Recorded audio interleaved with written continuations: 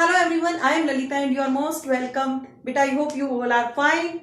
And today we are going to discuss very interesting topic that is related to your surrounding, that is related to your society. And of course we are going to discuss topic of this chapter, that is the age of industrialization. And this is the last topic of this chapter, of course, that is market for goods. Market for goods आप अपने आसपास देख रहे हैं, market है और उसमें सामान भी है, लेकिन इसमें ऐसा क्या पढ़ाने वाली है madam? So let's move. Yes students, in this video I am going to discuss about advertisement.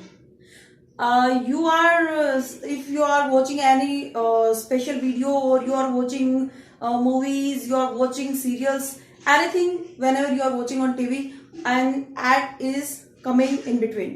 Okay, in newspaper of course you have seen ads. तो ads क्या है? ads एडवर्टाइजमेंट का ही शॉर्ट फॉर्म है ads.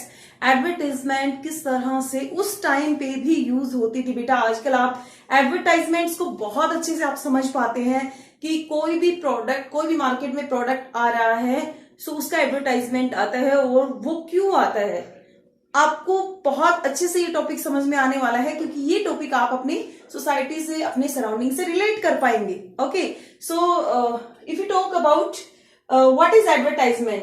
देखिए advertisement क्या है? It makes product appear desirable and necessary. आज से अगर हम बात करें 100 years बिफोर, तो उस टाइम भी एडवर्टाइजमेंट्स यूज होती थी. यू नो वेरी वेल, जब से इंडस्ट्रियलाइजेशन शुरू हुआ तो प्रोडक्शन बहुत ज्यादा होने लग गया. और प्रोडक्शन किसी भी इंडस्ट्री में, किसी भी फैक्ट्री में आज भी अगर प्रोडक्शन होता है और एडवर्टाइजमेंट आप कर रहे हैं, तो डेफिनेटली वो प्रोडक्ट अपने आप डिजायर बना लेगा, अपने आप लोगों का माइंडसेट हो जाएगा एडवर्टाइजमेंट देख के कि yes we need it.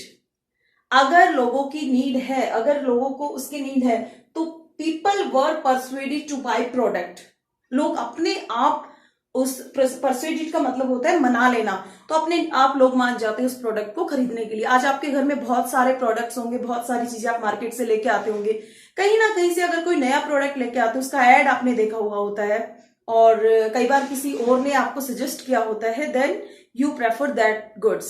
Okay, so first of all, if you talk about Manchester goods, or if you talk about European industrial good or Indian industrial good, of course, so उनमें advertisement किस तरह से होती थी. आज तो आपने समझ लिया, न्यूज़पेपर्स में एड्स आते हैं, मैगजीन्स में एड्स आते हैं, जगह जगह होर्डिंग्स लगे हुए होते हैं, गाड़ियों के पीछे आपने देखे होंगे, दीवार पे देखे होंगे, स्ट्रीट वॉल्स पे देखे होंगे, टीवी में ऑफ कोर्स आते रहते हैं, स्क्रीन पे आते रहते हैं. If you are watching videos on YouTube, तो वहां भी चाहे वो इंस्टीट्यूशन का एड है, चाहे किसी प्रोडक्ट का है, मीन्स चाहे वो कमर्शियल एड है, चाहे वो सोशल एड है, कोई भी है किसी भी तरह का है, चाहे वो एजुकेशनल एड है, तो वो एड्स आते रहते हैं और आप उनसे इन्फ्लुएंस होते हो. ठीक है. सो उस टाइम पे क्या होता था बेटा, तो ये आपका 5 मार्क्स का एग्जाम में क्वेश्चन आने वाला है. एडवर्टाइजमेंट क्या है और एडवर्टाइजमेंट किस किस तरह से, यानी कि advertisement affect the market at the time of at colonial period. In colonial period advertisement ने मार्केट को कैसे अफेक्ट किया, या एडवर्टाइजमेंट किस तरह से होता था, उसके क्या क्या स्टेप्स से, क्या क्या यूज करते थे जो ब्रिटिशर्स से. क्वेश्चन किसी भी तरह से घुमा फिरा के दिया जा सकता है, but you have to learn this 5 points. And this question is also being asked 5 marks in frequently asked question. This is advertisement का क्वेश्चन है, बहुत बार एग्जाम में पूछा जाता है. एडवर्टाइजमेंट वेरी शॉर्ट क्वेश्चन भी आ जाता है. तो एडवर्टाइजमेंट क्या है? It makes product appear desirable and necessary. ठीक है. Next, if you talk about advertisements किस किस तरीके से किए जाते थे. First of all, first point is use the labels as market of quality. आपने जो भी आप प्रोडक्ट खरीदते हो उस पर made in China, made in Japan, made in California या मेड इन यूएसए लिखा होता है. सो आप क्या प्रेफर करते हैं? आपके माइंड में उस टाइम, आपकी सोसाइटी में, आपके माइंड में क्या चल रहा होता है कि आप चाइना से ज्यादा आप यूएसए के प्रोडक्ट को ज्यादा इंपॉर्टेंस देते हैं. ठीक है, क्योंकि पता है मेड इन चाइना क्या है, टाइम टाइम पीस. ओके, बहुत जल्दी खराब हो जाएगा. इसलिए। और अगर यहाँ पे हम देखें तो इस पे लेबलिंग होती थी मेड इन मैनचेस्टर, क्योंकि ज्यादातर जो प्रोडक्शन होता था वो टेक्सटाइल में होता था। और टेक्सटाइल में अगर मेड इन मैनचेस्टर, सपोज करो किसी ने कोई shawl, you can say shawl जो होता है कॉटन का या वुलन का, तो उस पे मेड इन मैनचेस्टर का टैग अगर लगा हुआ होता था तो लोग समझते थे yes this is fine quality. तो लेबलिंग का लोग इस्तेमाल करते थे। लेबलिंग में made in Manchester bold letters में लिखा होता था, पूरे जो होल सेलिंग थी उस पे भी लिखा होता था और प्रोडक्ट पे भी लिखा होता था। तो ये क्वालिटी का सिंबल माना जाता था। लोगों को ये एंश्योर था कि yes if there is label of made in Manchester that is the quality product. Understand? First point is clear I think. Okay, now move on second point. Second is use of images and illustrations. देखिए किसी भी production की अगर उसका जो packing है या उसकी जो रैपिंग है या यू कैन से उसको जिस तरह से इलस्ट्रेट या उसके ऊपर इमेजेस जिस तरह से लगाई जाती है तो वो भी बहुत बड़ा इन्फ्लुएंस करती है। आपकी बुक में 5 इमेजेस दी हुई हैं एडवर्टाइजमेंट से related. So first of all if you talk about first image, तो फर्स्ट इमेज आपकी श्री कृष्णा की पिक्चर दी हुई है। और श्री कृष्णा की यहाँ पे देखो images of Indian God goddess का इस्तेमाल क्यों करते थे? इंडियन गॉड गॉडेस, अगर ऐसा नहीं है कि वो अदर कंट्री में उसको सप्लाई नहीं करते थे या इंडियन गॉड गॉडेस के वो पूजा करते हैं, ऐसा कुछ नहीं था। वो जो इंडियन पीपल के सेंटिमेंट्स हैं उनको उससे रिलेट करना चाह रहे हैं। Are you getting my point? अगर यूएसए में अगर उनको वो सामान बेचना है तो उन लोगों के सेंटिमेंट्स को कनेक्ट करेंगे। अगर किसी अदर कंट्री में सेल करेंगे, आप कोको कोला के ऐड देखते हो या थम्स अप के ऐड देखते हो, आज कुछ तूफानी करते हैं, सलमान खान दिखा रहा है, इधर रणवीर सिंह दिखा रहा है, इधर बहुत सारे एक्टर एक्ट्रेसेस होते हैं जो फैमिलियर बना देते हैं कि यस अगर वो यूज कर रहा है तो डेफिनेटली ये प्रोडक्ट अच्छा होगा, वो भी यूज करता होगा। ठीक है, एक्ट्रेसेस दिखाती है। शॉप की जो एड्स होती हैं, इसमें एक शॉप की एड भी दिखाई हुई है जो सनलाइट शॉप है और उसमें जो ब्राइटनेस का प्रतीक माना जाता है देवी देवताओं की पिक्चर दिखाई हुई है।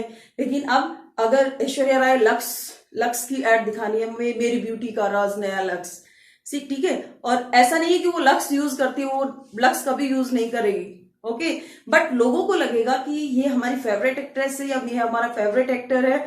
सो अगर ये यूज कर रहे हैं डेफिनेटली हम भी यूज करेंगे। तो लोगों को उस चीज के लिए माइंडसेट लोगों का तैयार करने के लिए एड्स दिखाए जाते हैं। ओके, तो जैसे एक इसमें मैंने इमेजेस का इसको आप 2 पॉइंट्स में भी आप बना सकते हैं। इसके 2 पॉइंट्स बन सकते हैं, इमेजेस इलस्ट्रेशन का अलग और images of Indian God goddess का अलग से पॉइंट। एक बुक में एग्जांपल है वुडवर्ड्स ग्राइप वाटर। ग्राइप वाटर होते हैं जो बच्चे के टीथ आते हैं छोटे बच्चे के, तो उस टाइम जो ग्राइप वाटर दिया जाता है तो उसके ऊपर श्री कृष्णा की पिक्चर लगाई हुई है। श्री कृष्णा की बेबी कृष्णा कि सभी माओं के लिए उनका बेटा कृष्णा के समान है, तो हमें और वो उनके सेंटिमेंट से देखो कनेक्ट हो रहा है।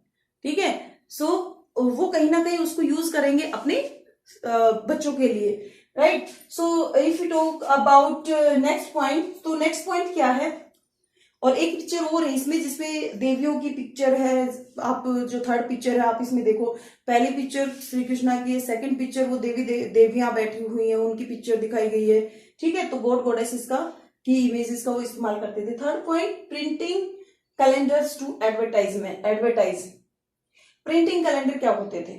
जैसे मेड इन मैनचेस्टर लोगों ने पढ़ लिया, ठीक है, अब बाकी कुछ अगर उनको और भी अगर एड्स देनी होगी रिटर्न में जो दी है, ठीक है, लेकिन कुछ लोग पढ़ना भी नहीं जानते थे क्योंकि लिटरेसी बहुत ज्यादा थी, तो उन लोगों को कैलेंडर्स दिए जाते थे और कैलेंडर्स पे कोई पर्टिकुलर अगर इंडस्ट्री उसका प्रोडक्ट है तो वो छाप दिया जाता था। आज भी होता है ऐसा, आज भी कैलेंडर्स आप देखते हैं किसी इंस्टीट्यूशन का, किसी फैक्ट्री का, किसी और इंडस्ट्री का, तो उस पर ऐड होती है और वो कैलेंडर पूरा साल आप उस कैलेंडर को घर में रखेंगे ही रखेंगे। तो लोग भी अपने घर में पूरे साल तक वो कैलेंडर रखते थे।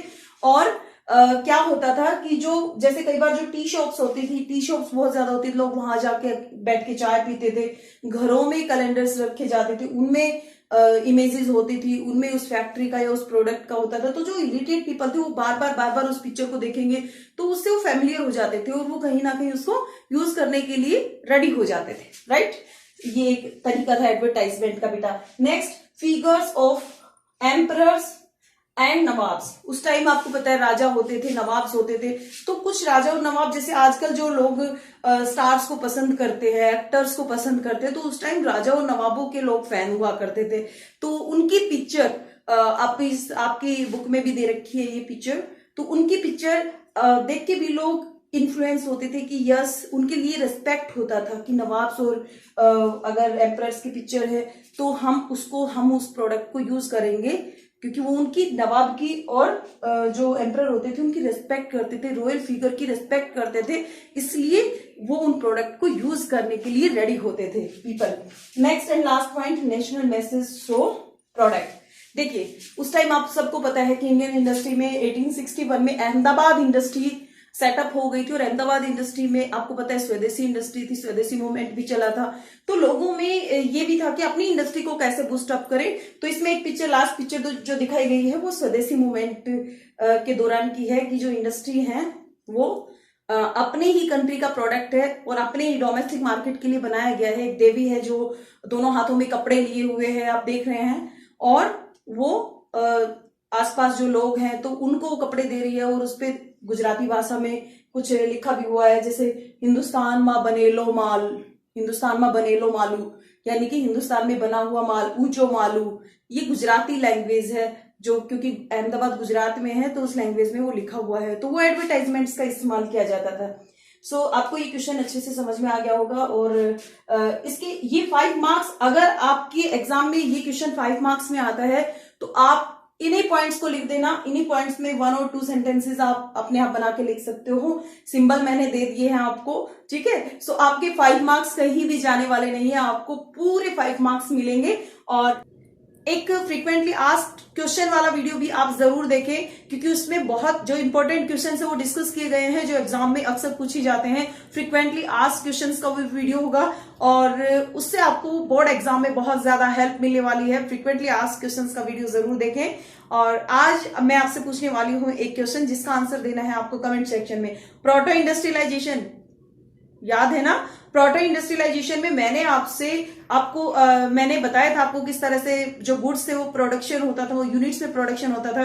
तो जो मर्चेंट्स थे वो लोगों ने जो बनाया सामान उसको लेके वो जाते थे फिनिशिंग सेंटर। सो फिनिशिंग सेंटर कौन सा शहर था, इसका आंसर आपको देना है कमेंट सेक्शन में। थोड़ा सा हिंट दे देती हूँ, फिनिशिंग सेंटर इंग्लैंड में ही था। सिटी का नाम आपको बताना है कमेंट सेक्शन में, और मोस्ट इंपोर्टेंट क्वेश्चन है, एग्जाम में पूछा भी जाता है। सो बेटा आपको बहुत अच्छे से समझ में आ गया होगा चैप्टर, फिर भी आपको कोई डाउट है तो डेफिनेटली आप पूछ सकते हैं। और till now we have discuss the complete chapter. आज हमारा ये कंप्लीट चैप्टर हो जाता है। सो आप देखते रहिए और अच्छे से इसको समझिए। फ्रीक्वेंटली आस्क्ड क्वेश्चन देखने से पहले ये सारे वीडियोस 8 पार्ट्स में जो कंप्लीट हुआ है चैप्टर, उनको जरूर देख लीजिए। Okay, so be happy, thank you very much, have a good day head.